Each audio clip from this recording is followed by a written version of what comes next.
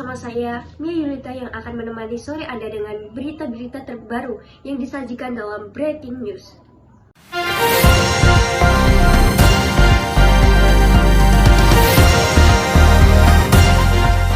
Pemirsa, salah satu kota di Jawa Timur, tepatnya di Tuban, memiliki makanan atau cemilan yang khusus yang hanya dimiliki oleh kota Tuban.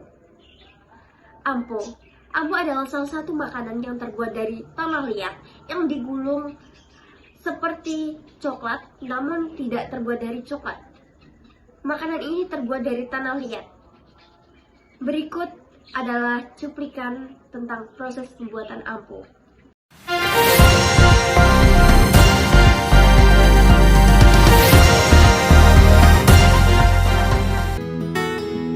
Setiap pagi, Sarpik bersama sang ibu pergi ke lahan persawahan untuk mencari endapan tanah sebagai bahan dasar pembuatan ampo. Lahan ini bukanlah milik mereka, melainkan lahan sewaan yang sudah mereka sewa selama 1 tahun. Ya, tidak sembarang jenis endapan tanah yang mereka gunakan sebagai bahan dasar pembuatan ampo. Ada beberapa hal yang harus diperhatikan dalam memilih tanah yang tepat. Pengambilan ya, kalau musim kemarau ini kan agak sulit, jadi nunggu sampai biasanya kalau ada hujan langsung bisa ngambil. Terus nek ngambil ya kan agak dalam, jadi kalau musim kemarau ini nggak bisa ngambil, pas habis hujan baru bisa ngambil.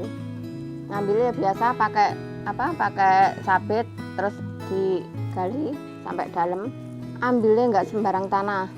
Tanahnya ambil di tanah sawah Ngajaran ya, desa Bugdarjo juga, tapi nggak sembarang tanah, itu tanah liat hitam yang nggak ada batunya, yang halus, itu bisa dibikin ampo. Selain itu kan nggak bisa, jadi nanti kelihatan yang bisa dibikin ampo sama ndak. Ada beberapa tahap dalam membuat ampo.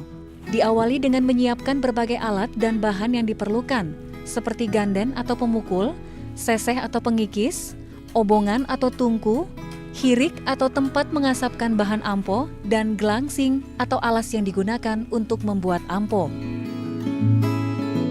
Bahan dasar ampo yang sudah diambil dari tanah sawah kemudian digelar di sebuah gelangsing.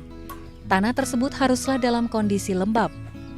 Tanah yang lembab itu kemudian dibentuk hingga berbentuk kotak dan dihaluskan dengan cara dipukul menggunakan ganden. Lalu barulah tanah yang sudah berbentuk kotak tersebut didiamkan minimal sehari dan dibungkus dengan plastik agar kelembabannya tetap terjaga. Setelah didiamkan, tanah berbentuk kotak itu dikikis menggunakan seseh sehingga membentuk sebuah gulungan. Hasil tanah yang sudah dikikis itu kemudian dimasukkan dalam hirik untuk diasapkan di atas obongan.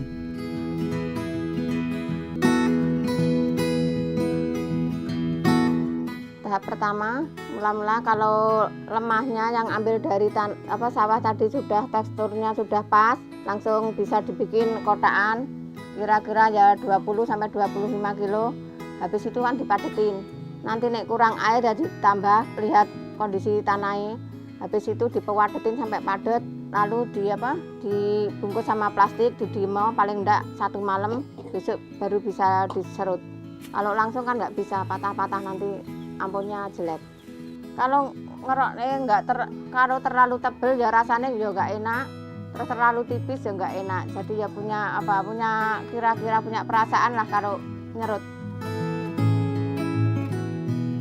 Pengasapan itu menggunakan api dari kayu bakar selama kurang lebih 1 jam. Barulah ampo siap untuk disajikan. Selain tanah nggak ada campuran, kan khawatirnya gini kan, ini kan bahan asli, nggak boleh ada campurannya. Nanti takutnya ada campurannya kan ada kadar luar sana. Sewaktu-waktu nanti beberapa tahun baru bisa dipakai, nanti kan khawatirnya itu rusak. Kalau ini kan nggak ada campurannya, jadi sampai berapa tahun nggak apa-apa. Pokoknya ditaruh di kantong.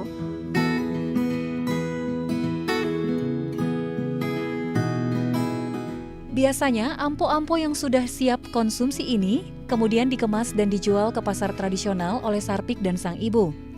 Mereka sudah memiliki pelanggan tetap yang menampung hasil ampo buatan mereka setiap harinya.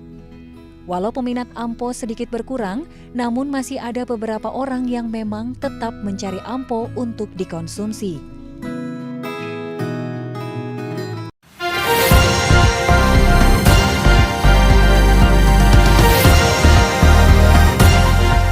Nah, dari cuplikan video tersebut, kita jadi tahu nih, makanan yang khas dari Tuban terbuat dari tanah liat.